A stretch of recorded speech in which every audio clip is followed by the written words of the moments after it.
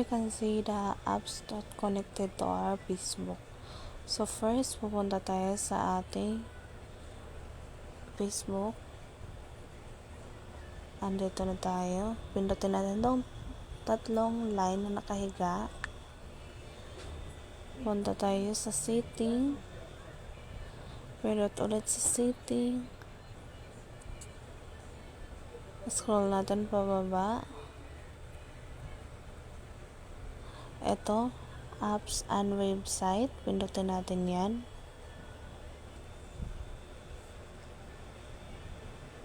So, andito na tayo. So, dapat natin tong i-remove. Bakit? Kasi kailangan para hindi ma-hack yung mga account natin.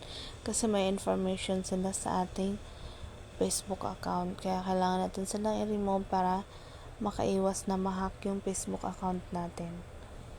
Pindutin lang natin yan. Tapos remove. Pindutin natin yung remove. Remove.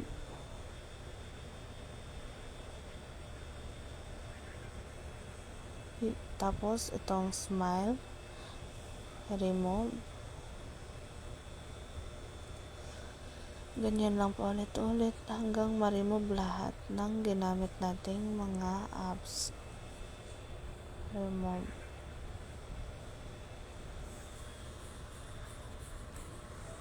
TikTok, remove din.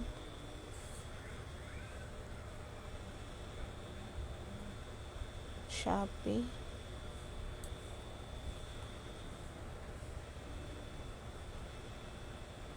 AI avatar.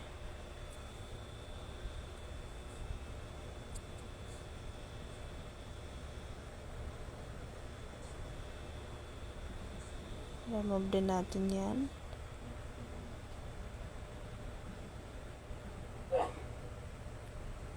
Ayan. Ito na lang team, panghuli. Remove. So, view remove apps on website.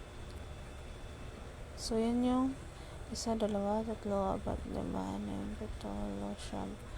So, 10 na apps yung na-remove natin. So, safe na yung account natin.